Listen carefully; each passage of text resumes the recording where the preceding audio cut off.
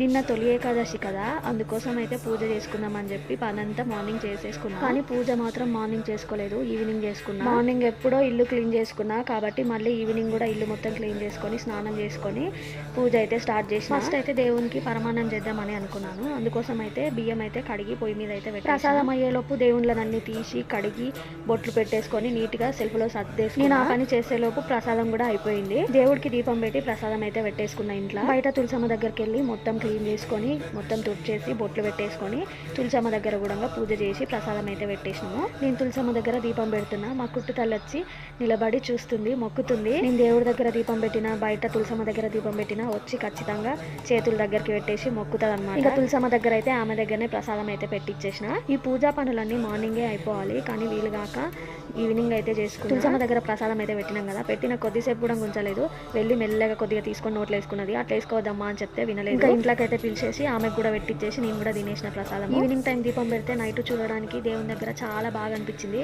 Video నచ్చితే like ఇచ్చి subscribe చేసుకోండి.